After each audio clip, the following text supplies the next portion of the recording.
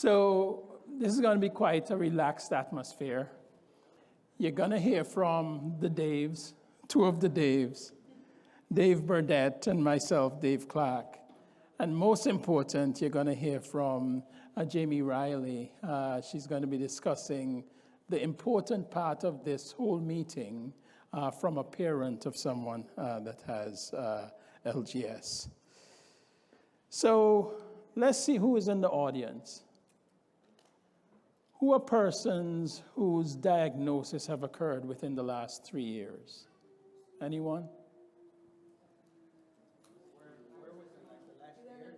Last year? Yeah. 2019. And I see one adult here, and how about the transitioning persons? Anybody whose children or other adults are going through transition?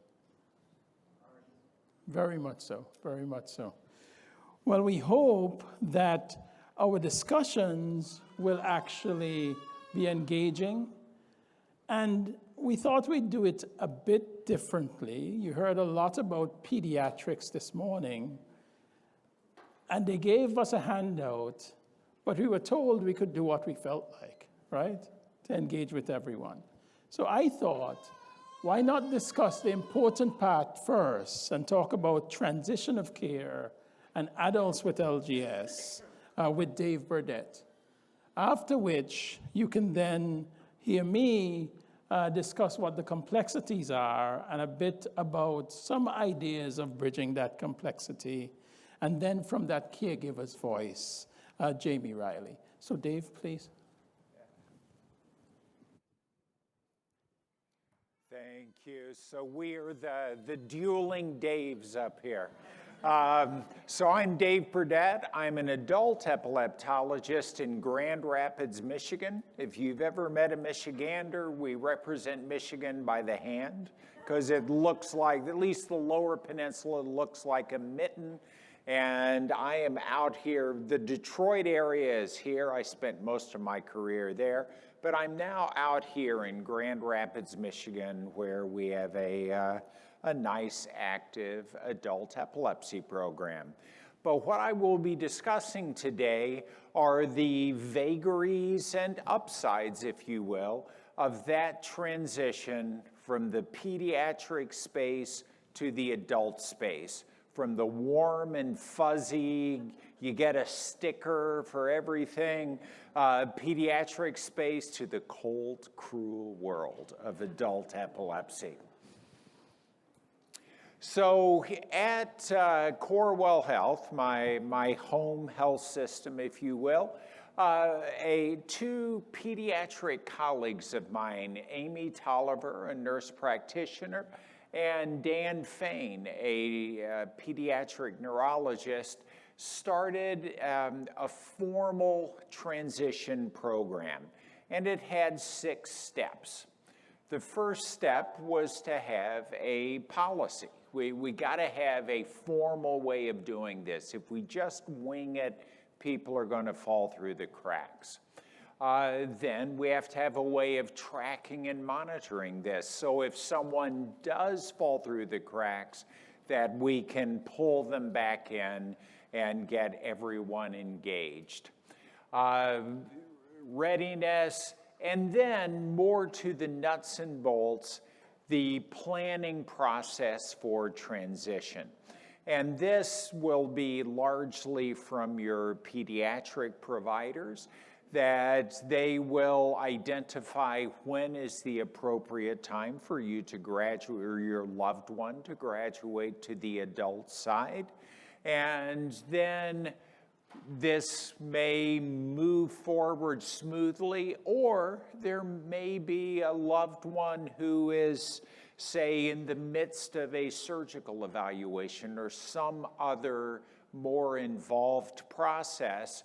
And then we may actually meet. So I may be called to schedule a meeting or to be part of a meeting with my pediatric colleagues, and we may have an epilepsy neurosurgeon there, a pediatric epileptologist, social work, all of the interested parties just to assure that whatever that process is, surgical or otherwise, that it proceeds smoothly without a hitch.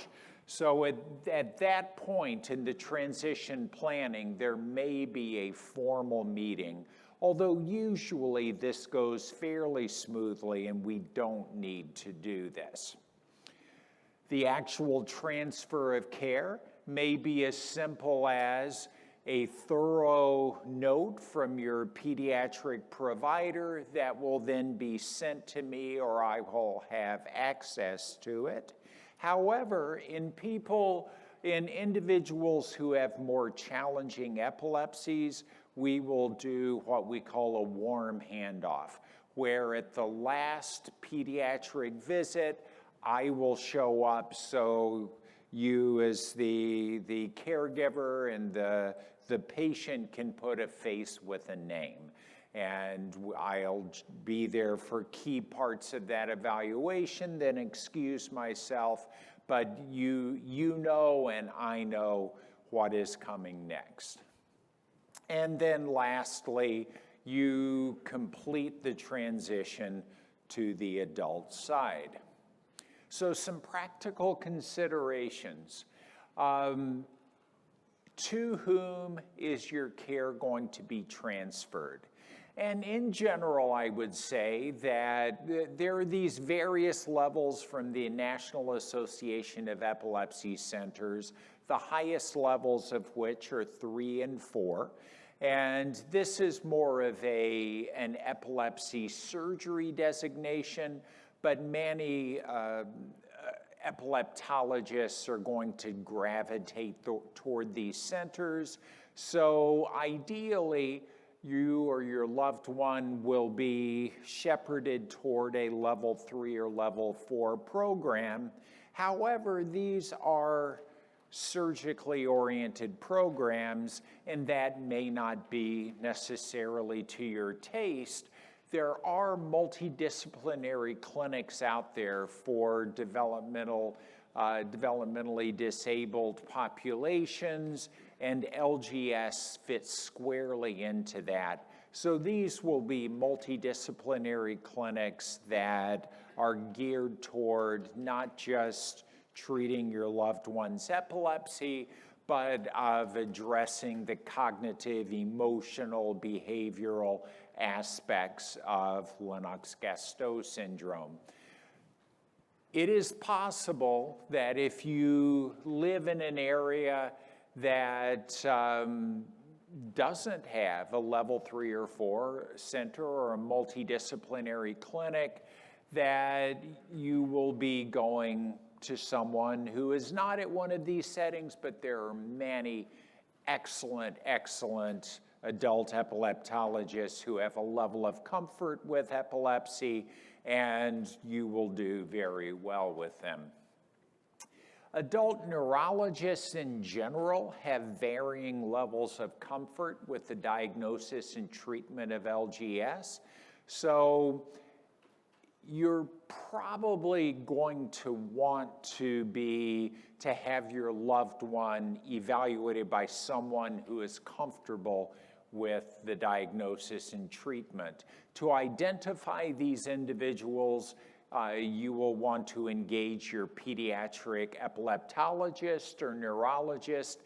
They will know who in the area is a good person to see your loved one.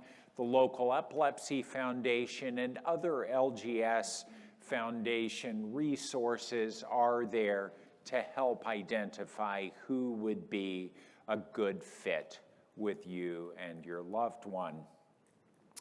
Be aware, as I mentioned earlier, somewhat jokingly, it's a cold, cruel world out there in adult medical care. But it is true that we have fewer resources than your pediatric neurologist has. We have some time constraints, and so it ends up that it is sometimes it is helpful for each patient to have an advocate, and you as caregivers are going to be the best advocate for your loved one, and we will rely on you to guide us with what your needs are, and we can point you in the right direction. And one final logistical issue is none of us are getting any younger. So as caregivers age, we need to engage resources within family and within even the adult foster care systems to ultimately transition our loved one into a longer-term setup for their care and quality of life. Adult foster care homes vary in their levels of engagement, but I have generally been impressed with adult foster care setups. Everyone has their unique qualities, and you will want to, when you get to that point, go and visit the various homes and find what home will be the best fit for your loved one. And lastly, when choosing a provider, you're going to probably rely on the recommendation of your pediatric neurologist or epileptologist, but I'm going to throw out some basic concepts. So first off, one size does not fit all, but oftentimes amongst LGS-friendly, if you will, adult providers, you're going to have one of three set types of providers. You will have conservative providers that are going to be fairly by the book. So if you're in Canada, they are going to follow the Health Canada approved indications, prescribing those medications that are approved for LGS. In Mexico, COFEPRIS, and then in the US, obviously, US FDA approved indications, and probably going to do well. You are off to a good start if you have an LGS-friendly provider who is knowledgeable about LGS and knows the go-to medications. You may get someone who I'll call the insightful provider, not that the conservative individual isn't insightful, but this is a person that is going to try to be a little more aggressive, and they are going to be mindful of the various actions of the available medications and be a little more adept at manipulating multiple medications, maybe prescribing medications that are not FDA approved for LGS. They're going to be willing to use less invasive neuromodulation, neurostimulation, like the vagus nerve stimulator, and be aware of genetics. And then lastly, you will come up against some providers who are super aggressive. And this can work for you, or it may not be for you. But going into network-based neuromodulation, here's an example, a 55-year-old woman whom I met after everything had been figured out by a highly insightful epileptologist in the Grand Rapids area. This young woman, 55 is young at my age. So this young woman had a normal birth and development, had 3 febrile convulsions as a child, and then did well with phenobarbital. Phenobarbital was removed. Schooling was a little difficult, but she did okay. And then at the age of 12, her seizures came back with a vengeance, and she developed some issues with her walking, a tendency to fall. She ultimately was started on carbamazepine, developed drop attacks, and things went rather poorly. And she was on some reasonable medications, carbamazepine, an old school, but solid standby, perhaps not a go-to drug with Lennox-Gastaut syndrome, but nevertheless reasonable. She was on 2 benzodiazepines, reasonable. Not a big fan of 2 benzodiazepines, but it is what it is. But more importantly, she was still having seizures. And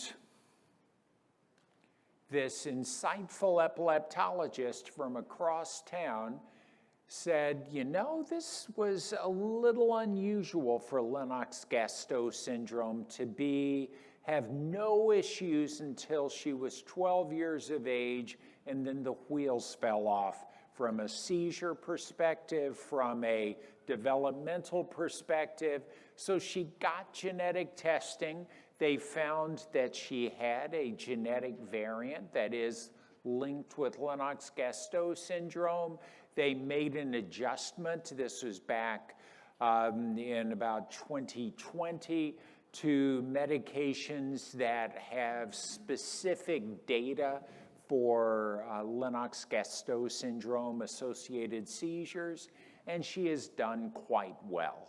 So to move from a non-LGS friendly to a very bright epileptologist worked very well for this woman and her family. Lastly, how do we as adult epileptologists think about the seizures that your loved one is having? Well, I think about seizures as the micro and the macro. On the micro end, there are populations of nerve cells in the brain from a number of different causes, but these nerve cells are overactive. They want to just fire super rapidly. And those will drive on the macro level a network. So that driver gets going and it gets this network of neurons firing in an excessively synchronous fashion. And if that network is in one hemisphere, we call it focal epilepsy or focal seizures, and individuals with LGS may have focal seizures or generalized seizures if the entire brain, if both hemispheres are involved with this. How do we treat these? We treat the micro with medications. We treat the macro with devices. So vis-a-vis medications, we have our overexcited network or neuron here that's going to drive that network. So we can go after this with medications that increase inhibition. Examples would be clobazam, that is FDA approved for the seizures associated with Lennox-Gastaut syndrome, or maybe phenobarbital. We can also attack it from the other end and decrease excitation. An example would be felbamate, that was mentioned before. Love clobazam, love felbamate. Felbamate has its baggage, but nevertheless, a good medication. We have medications for LGS that oppose rapidity of neuronal firing, kind of slow down that overactive network. An example is rufinamide, a nice choice of medication. And then we have medications that stabilize nerve membranes, and that would be pharmaceutical grade cannabidiol. So not just the cannabidiol at the local dispensary, but we're talking concentrated pharmaceutical grade cannabidiol, and it is going to, via unique mechanisms, stabilize those nerve membranes and have some anti-inflammatory properties. And we have a newer medication, fenfluramine, that goes after a serotonin system and a sigma-1 receptor that, as a downstream effect, will decrease excitation and increase inhibition. So this is how we adult epileptologists are thinking about things. Sometimes we may get a little too focused on seizures, but you'll remind us about the cognitive behavioral concerns. And lastly, going after the network, we may have a VNS with that generator over the left chest wall going to the neural target, the left vagus nerve. We may have over the right chest wall a generator that is hooked to a brain-targeted stimulator, a DBS, targeting a deep part of the brain, the thalamus, or we may have a generator that is embedded in the skull and, again, targeting brain structures. None of these are FDA approved for the treatment of seizures associated with Lennox-Gastaut syndrome, but they have been used with success in this setting. So this will be more the aggressive epileptologist, the aggressive provider. So I will end with a patient of mine who I always loved this, this tattoo. And he's one of my he's almost seizure-free. So the informed adult epileptologist, it's nice to have a formal transition program, but when a formal program isn't available, it's all about communication. So if we have adequate communication, then between the pediatric side and the adult side, things go smoothly. One size does not fit all. If your child has more complex issues, then we may want to do a warm handoff for the adult epileptologist shows up at the last visit to see what's going on and introduce themselves. And ultimately, you need to find an adult neurologist with whom you can work, someone with whom you have a rapport, who listens to you, who is moving forward to cutting-edge treatments when important. So if bedside manner is the most important thing to you, then you can find a kind neurologist and find that person.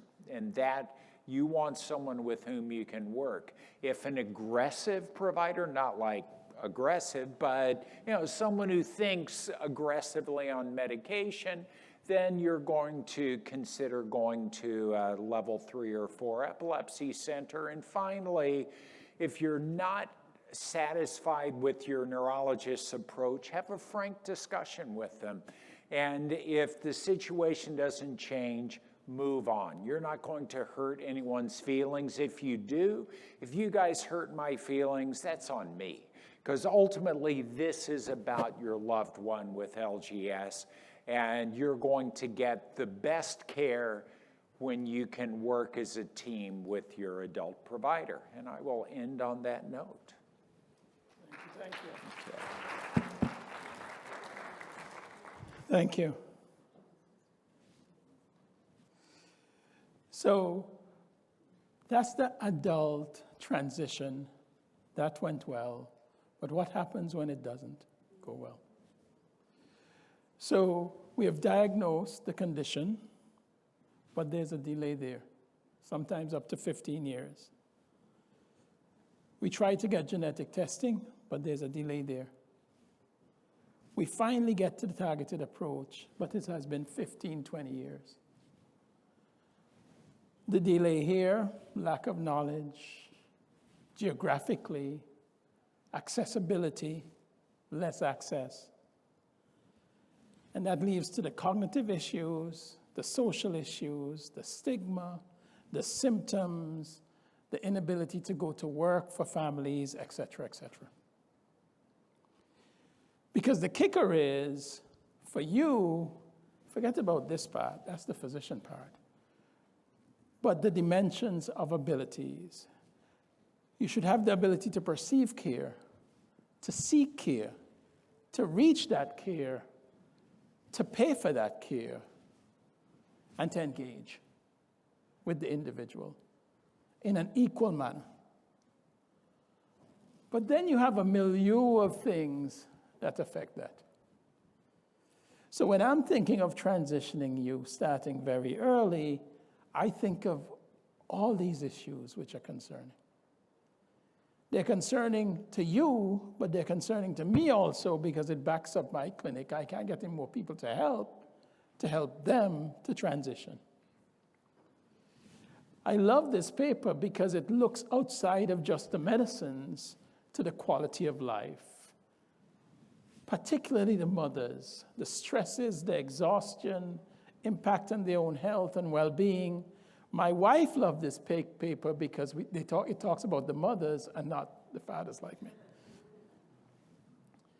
Prognosis varies, but it have a lot of variations, yeah?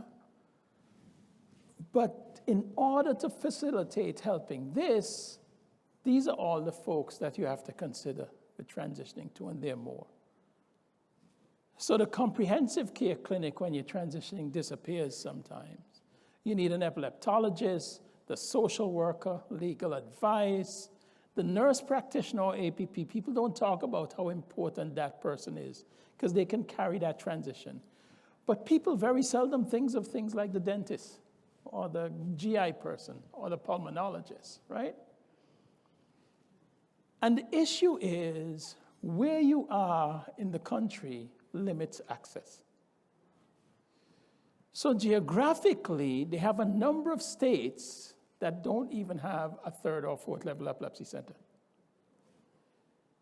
And if you look at the epileptologists, you have a country of millions of people, and they have just over 2,000 active epileptologists. They don't have any in Montana, Arizona, Vermont, Wyoming, except for one. And although they have a lot in Texas, it's on one part of Texas. So they have people that come and travel eight miles to see me. And the less resources you have, the less likely you are to have an epileptologist close to you. So we need resources, and that's why everybody's here. So we love stuff like this in the pediatric realm because we don't always find Dave. We don't always know how to get to Dave, right? But can we get not to Dave only, but someone else? I know I'm moving quickly because I want our keynote to have a lot of time to discuss, yeah? We know there are ways of bridging that gap, but are we utilizing it successfully? We know there are different questionnaires that alert persons to the diagnosis of Lennox-Gastaut. But who is the target audience? Are the providers only keeping it within the realm of epilepsy and the epileptologist? Or are we spreading outside? Because they have the 2,500 epileptologists about here, but what if we informed all these individuals and it went the other direction? So we empowered families as extenders and community nurses to filter out this information. What if we try and do that? We have to start thinking outside the box, yeah? That smartphone that was discussed. They have over 100,000 videos now that goes to Samir Zuberi in the UK. And they're using it now with AI to try and diagnose spasms. In my first slide, I didn't put where I am, and I didn't state where I am specifically, because we have to start thinking collectively where everybody is, because we have to engage in that network. And telemedicine, we have to break down the barriers that it doesn't cross states. Because if you don't have an epileptologist or someone to go to in your state, what do you do? And if there's that barrier, we have to try and figure out something else. The learning health systems are helpful for the providers, but you have places like LGS and REN and so forth where you can garner information. But I bet you if I go to a number of primary care physicians and ask them about this, or district nurses, they don't know anything about this. And then I chastise them for not sending me patients, but as my dad used to say, if you don't know, you just don't know, right? So I'm going to leave it here for a more personalized vision of what's happening. But I'd just like you to keep thinking, how do we stretch what we know from here to help with that triage of the individuals going into the adult world so we can get to persons like Dave. Yeah? Thanks. And please, Amy.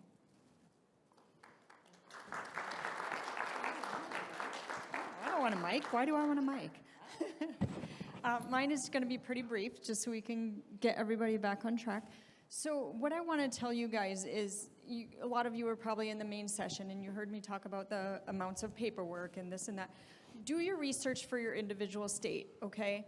So when I applied for SSI, they said, oh yes, you need to start that like now. Like he turns 18 on May 15th. We're going to start on May 1st. Okay, I did. And I filled out all my paperwork. I submitted my paperwork. I got my appointment. I got on the phone with them for a 7:30 a.m. appointment, only to be told, you can't do this right now. You have to wait until he's 18 in 1 day. So make sure that you do your research, especially for your long-term care. Like Andrews is the aid to the needy something. It's a long-term Medicaid side of things in the state of New Hampshire. Now I'm talking New Hampshire, way, way up north. Like I'm almost to Canada up there. So our resources are very limited. If you guys have the ability to access somebody within your care systems that's a social worker to help with paperwork, then do it. Use them. Ask about them. I'm guessing that probably down at Boston Children's they have something like that, but it's going to be specific to the state of Massachusetts, not New Hampshire. But ask about that. Something that I wish somebody would have told me when I started the transition is the importance of the timing of all the hard work I was about to do so that I didn't stress about it. I really was. I was like stressing from probably January. I was counting down the month till he turned 18 and thinking about all the stuff I had to do and do I have it all and do I have it all lined up? It's not that bad. It's bad because there's a lot of it, but it's not worth stressing yourself out for 6 months over. It really isn't. And let's see, there's one more thing I was supposed to share with you guys. So my message to you guys in the room is the same message that you're hearing all the way through and all the way from like the birth of your child. Ask questions and get that second opinion. Don't be afraid to ask for it. Andrew's previous neurologist had left and took a position, oddly enough, down here in Florida, how dare she, to head up a neuromodulation unit down here. And she, I thought, took the best care of Andrew as possible. And then we transitioned to a new provider. And like they were saying, do you want the, and this is a pediatric provider, but he's very, very stone-faced, very not interactive, doesn't think I'm funny when I'm trying to be funny to break, to make things like he doesn't think I'm funny at all. You've got to find what fits with you, and you have to stand your ground. You are the professional in your child's care. You're the one who knows that journey. Yes, it's all there in paper, but maybe they don't always. I can't tell you how many times you guys have gone into an appointment for your child and they have not been taking the medication that's on your med list for at least 1.5 years, yet here it sits still on the med list. Or, no, he's never been allergic to that medication. Where did that even come from? Are you in my child's chart? Because we've never even been on that drug. Just stand up for yourselves and your kids. You guys are the experts, so. And with that, we will transition to Jen. Oh, I'm supposed to do something. I'm supposed to do a 2-minute guided stretch.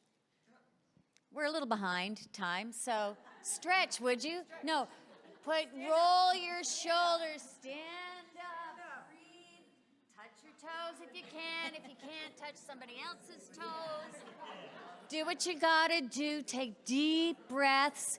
Inhale, exhale, laugh. I was on the airplane, and they said, okay, everybody, it's been a really long flight. This way. Raise your hands way up high for me, and they're all reaching way up high, right? Now turn your fans on. So you just saved all our stewardesses. Very good. Okay, so and with that, we've stretched. And we'll be back to our regular programming. Okay. We are on to the worksheet. And We're going to circulate. So this is supposed to be protected time for 8 minutes. okay, does everybody have their worksheet? Does everybody have a pen? Who needs pen? We are available for brief one-on-one questions. We're going to protect the silence You will be completing this kind of checklist for the first time, many of you. And I want you to go through this. We have 8 minutes. I will set a timer. And then when we're done, we're done. Yes? Oh, I don't think your mic is on, is it? Now it is. Oh, it is. In the worksheet, because there's 2 sections today. So in the worksheet, what we're going to do first is the first 3 pages. You're going to fill out to the best of your ability in the time we have. Yeah, the first 3 pages. And then I got index cards, Jen. We're going to, then the questions that they have from there, we'll put on the index cards. Yeah, we're going to collect some cards Yep. with questions. Yes, thank you. Yeah, however much that you can fill out. Yep. Hold on 1 second. Just the first 3 pages. Yeah.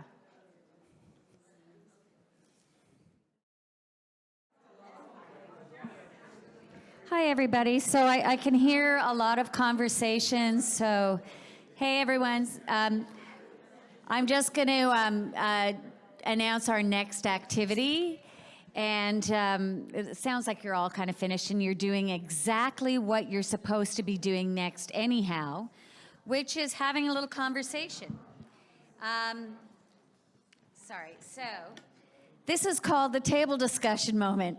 So what you're doing is you're all going to agree on, you're going to have a discussion about everything that you've just been reviewing, and then you're going to agree on one question to submit for a full room discussion. Okay?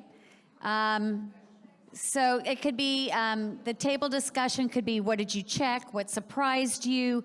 What gaps stood out? And then you're going to write your one question, and then we're going to collect them in a couple of minutes. You've got about 5 minutes for this.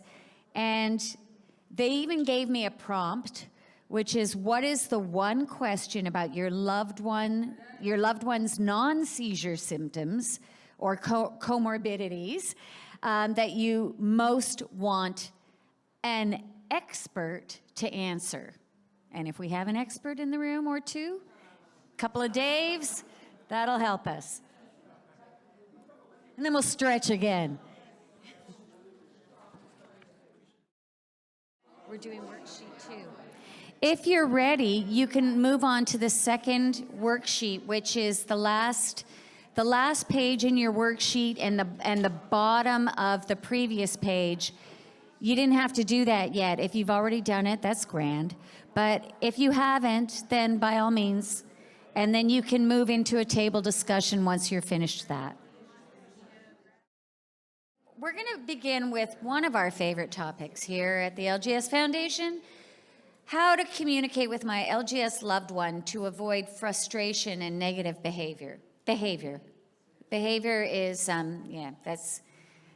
that's a scary one. Who would like to take that? Which Dave has as a head for this one? All right, can you read that again here? Well, it's basically behavior. How do I Okay. deal with behaviors of it? We have another one that's similar to that, by the way, about,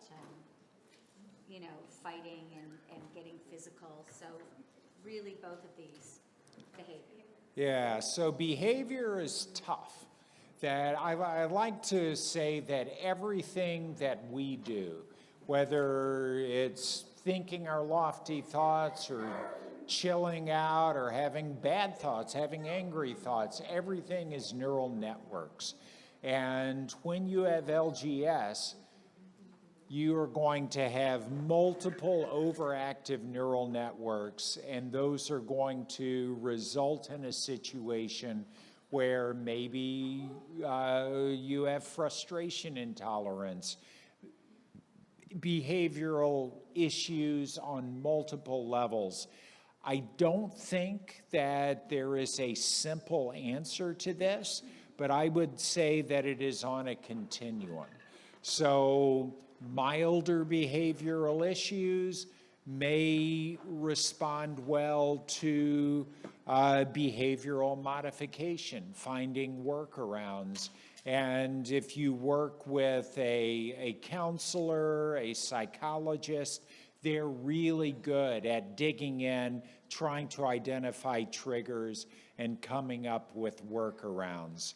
And at the extreme end, we may have behaviors that are so disruptive that we need to go the medication route, and we'll use various psychotropic medications to help with that. But again, it's not one size fits all.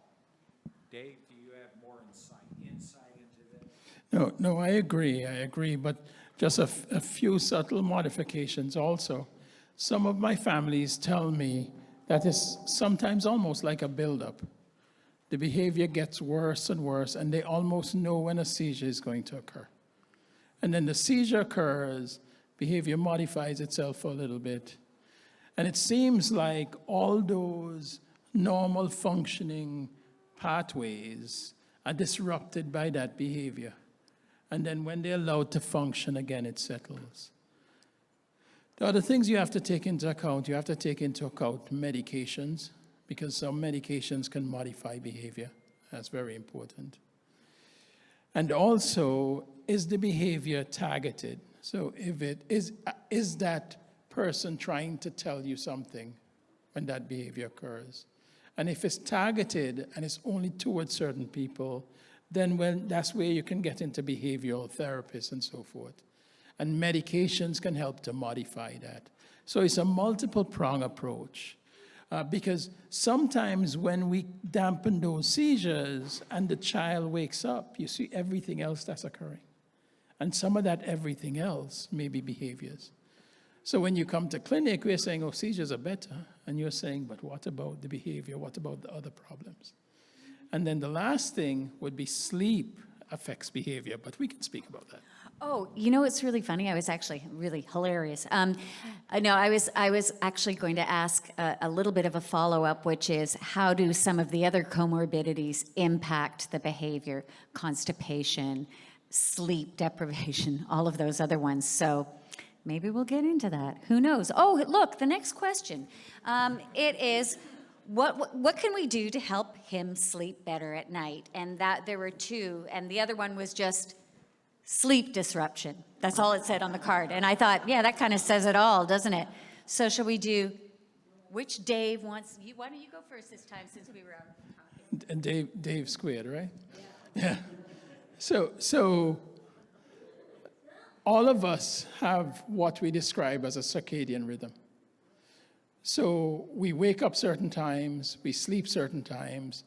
It's penned in our DNA, but it's a little longer than 24 hours. So if you put somebody in a cave, it keeps extending farther and farther. That's one thing. But then you have all these outside cues that tell us to go to sleep. It gets darker sometimes, lighter sometimes. Medication may affect going to sleep.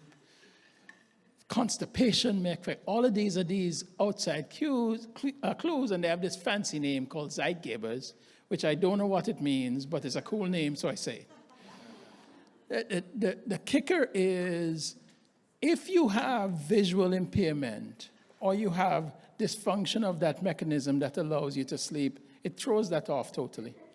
So the management is to try and get that back into alignment. Because if you don't sleep, it disrupts everything during the day.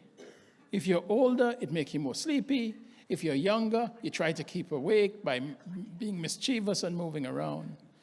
So first you use behavior, so you can make sure it's dark at certain periods, you make a regular schedule, and you try and wake them up at the same time every day. Then you can implement medications that are non-sedating, but help them to go to sleep, like melatonin, but doesn't maintain sleep. And then you can interject medications that help you maintain sleep. But you need not always give it for a long time. You may give it for a 3-month trial and then revisit that and try again. And I'll stop there and allow my colleague. Dave? I don't have a lot to add. I will say, in addition to the behavioral and the medication, that occasionally we can use these, the sleep disruptions, the difficulty getting your nights and days mixed up. We can engage the dosing of our anti-seizure medications to assist you. So when you look at the majority of anti-seizure medications, as you go down the list, number one side effect, sleepiness. Number two would be fatigue or dizziness. So if we can top load that sleepiness to bedtime, then we can throw those internal cues toward going to sleep. And examples would be clobazam. Clobazam, given its long half-life, I'm not a big believer in twice daily clobazam. I'm going to give it at bedtime. And another go-to medication of mine, lamotrigine, that is a fine medication for LGS, but it tends to wake you up. So someone on lamotrigine, I'm going to tend to give it in the morning. So we can jimmy around those doses. We had hit briefly on some of our neuromodulation devices, and 2 of those devices have sleep disruptive properties. VNS can exacerbate sleep apnea, and DBS, targeting the anterior nucleus of the thalamus, a deep structure, can cause sleep disruptions. So again, if your loved one has that, you would need to adjust those stimulation parameters. Ooh, note to self, clobazam twice a day. I might change that for my son.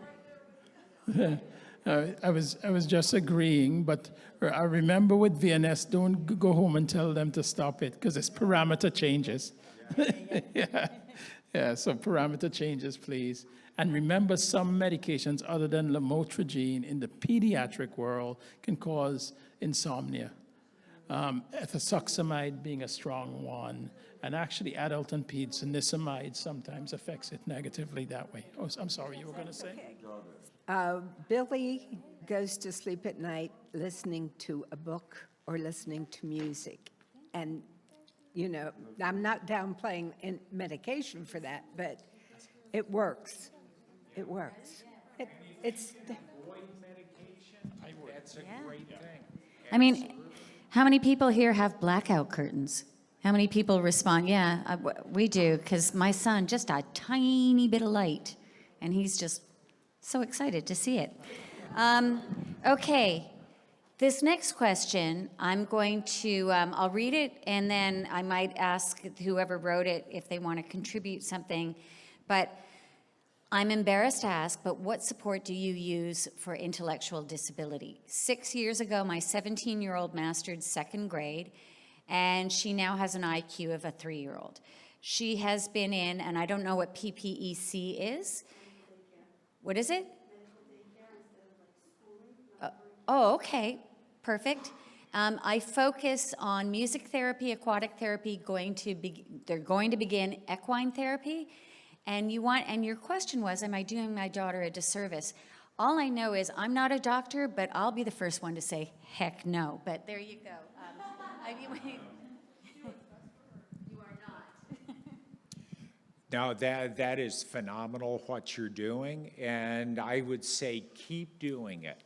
So with intellectual functioning, individuals who have developmental epileptic encephalopathies, including LGS, have an uphill battle because for various reasons that we saw in Dr. Clark's slide, that there are genetic reasons, there are various and sundry reasons that those neural networks are not all connected. They are disrupted in multiple regions, but the brain is plastic. The brain is designed to learn new information.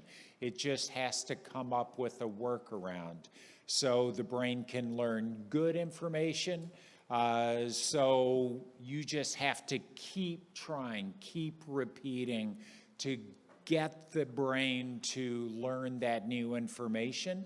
It can also learn bad information, and bad information is seizures, or that your brain can learn how to have seizures, There is a notion that seizures beget seizures, probably overly simplistic, but nevertheless an element of truth.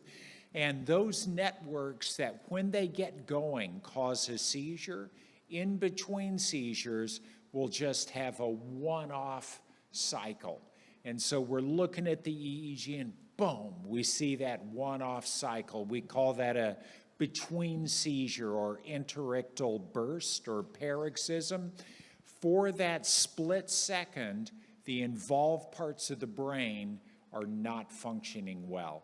And when you look over the course of a day, your brain spends more time having interictal spikes or bursts of activity than seizures.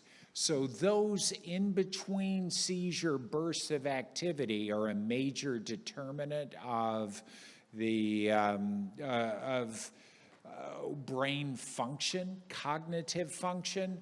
So what will help cognition is if we keep striving to get those seizure-prone networks to chill out, basically. Because if we can reduce that activity, we can then allow more networks to be available for those workarounds. But keep doing what you're doing, absolutely. What about on the other end of the spectrum? I'm sorry, I have a very loud voice, I don't need a mic. If I can do a follow-up to that, what about on the other side, when there is extreme intelligence there, and so you still have those seizures? How does that vary versus what they're talking about when there's less intelligence there and you're still having seizures?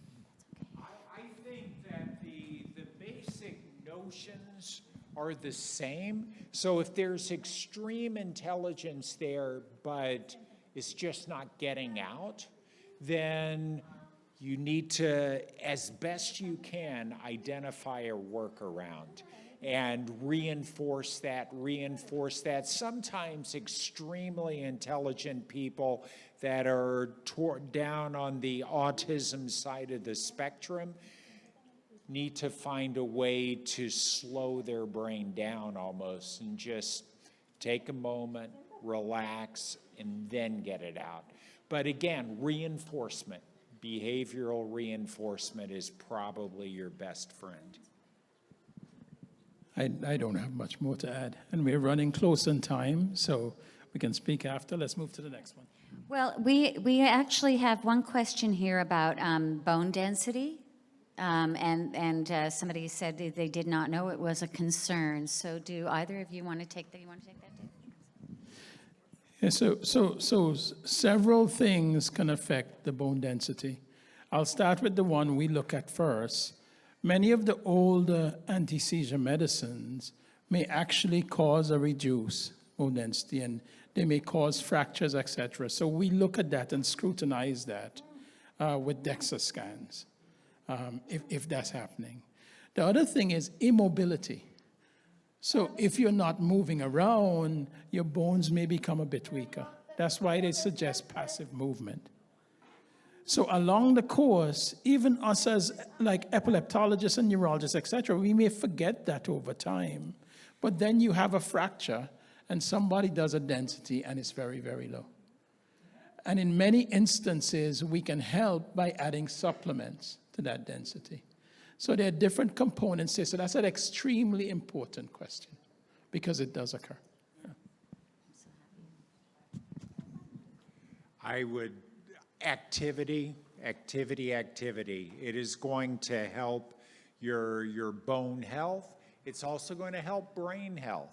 So we have these progenitor cells in our brain that are more active in replenishing the supply of neurons if we're active. So activity is your friend, and you can get that vitamin D checked.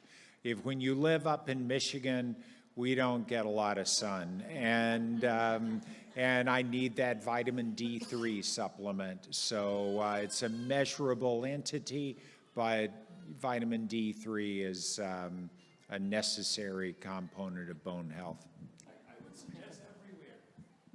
Okay, even in Yes. Texas? Even in Texas. Okay. That There air you go. condition, staying inside. And sunscreen, and isn't that covered? Yeah. All right, so we have one more question, and we have 5 minutes left. So here's what we were planning. We were planning on doing like a bit more of just an open Q&A. So I will read this last question, but I'm going to give a really short answer to it myself. And then at the very end, we're going to close. I guess, Dave, you're doing this. The one word thing. We're just going to have a few people just shout out one word or maybe raise their hand and say one word that they're taking away from this. But this card actually just said special needs trust, information, and community support. So I'll answer that real quickly. The LGS Foundation. We have information on that. Also, Jen, Jen, at lgsfoundation.org. I can certainly help to guide you. We have ambassadors. So if I'm in California, so if somebody in Michigan has a question about that, I don't know if we don't have ambassadors in every state, but we may be able to have somebody on that side of the country who has a little bit more information. But we also there are some national organizations that we can point you towards. And as far as community support goes, earlier I spoke about our support groups. There's a Facebook support group, and then there are monthly Zoom groups. One is in Spanish, one is for dads, one for caregivers of adults, and there's a general one for anybody who wants to join, and that's the second Tuesday of each month, next week. So we'll be meeting at 8 o'clock Eastern time, and you can probably get all the information from the our private Facebook support group, and if you have trouble with that, Jen at lgsfoundation.org. So, and does anybody want to have if you have a question, we're going to bring the mic to you, please. We're just going to answer maybe a couple of questions. And oh, yes. No, we need it just in case it's being recorded. It's interesting. Okay. It doesn't really take that. How often do you need a bone scan, and what age should you start that?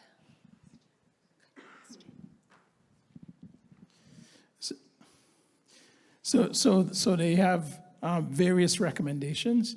5 years after somebody starts an anti-seizure medicine, I usually do one. And I encourage that to be done. And what tends to happen is you go along, you never do it, and then 1 out of 10 have some type of fracture or dislocation, and there's an issue, right? But that's just me being conservative that way. No, I would agree with that. And on the adult side, we're going to need to repeat that. There are people who say every 2 years.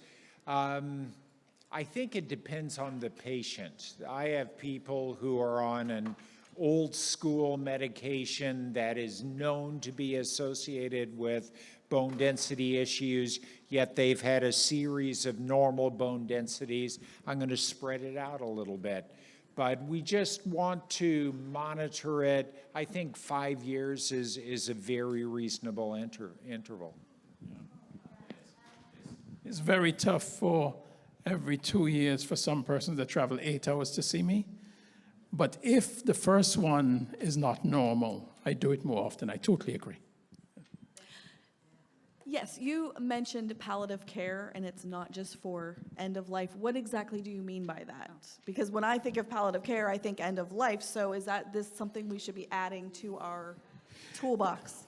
So we had a meeting 2 weeks ago, I was just mentioning, and I was told strongly that physicians need to change the terminology of palliative care. I was told that by folks from PAMI. And yeah.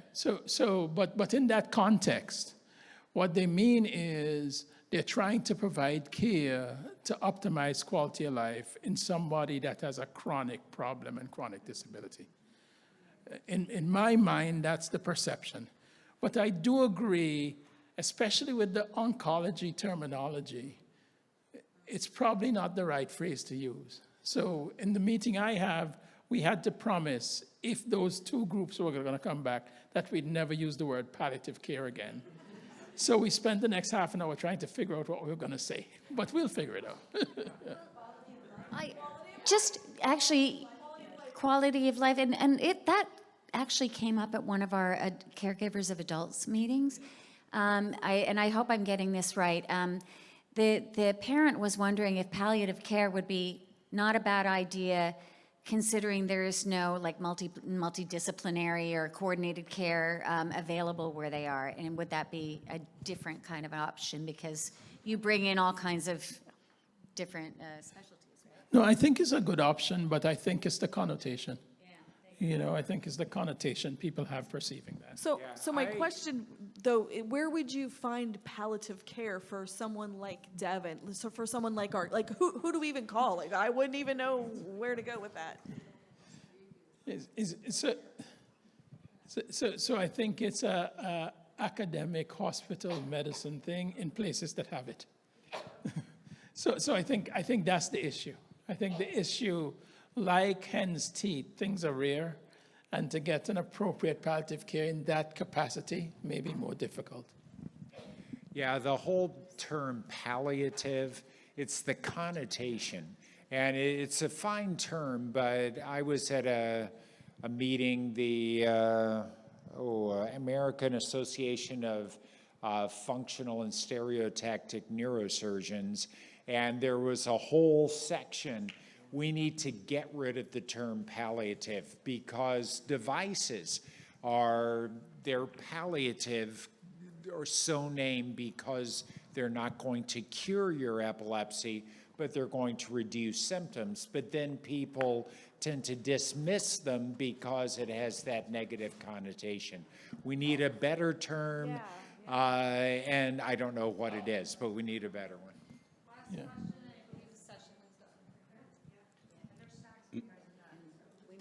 My question is, okay. My question is about caregivers. My daughter is extremely paranoia. She has paranoia when my granddaughter has seizures.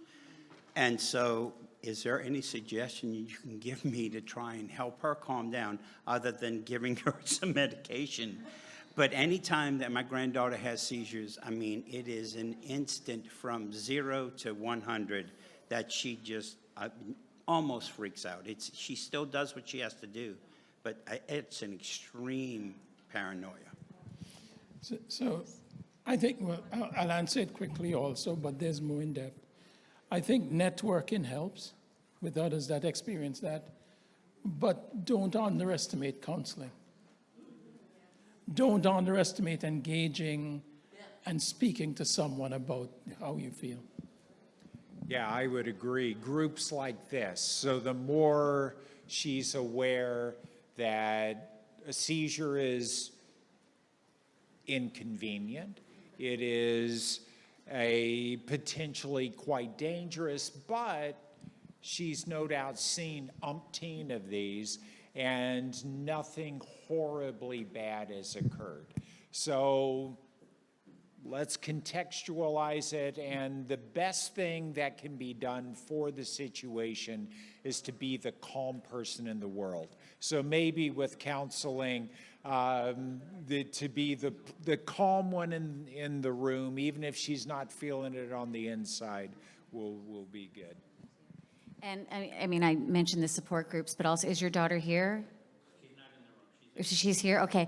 I'd love to meet her and speak with her because there are some mentors that are here. You're sitting beside one of them. There's a bunch at that table, people who I've known for years, and I'm sure those who I haven't really gotten to know that are probably in this room as well. We always say, it's a kind of a common thing at the LGS Foundation that, nobody should have to do this alone. And you are so much better off when you build your community of support. And she'll probably find that a lot of us are also taking some medication or in therapy, or, we're going to kind of demystify all that for you. I think that is everything. We can do the one word thing maybe, if you don't mind. Thank you, sure. So we always want to improve over time, and these young folks always put things together. So I'd like to find out from a few of you, what do you think about the JRDD?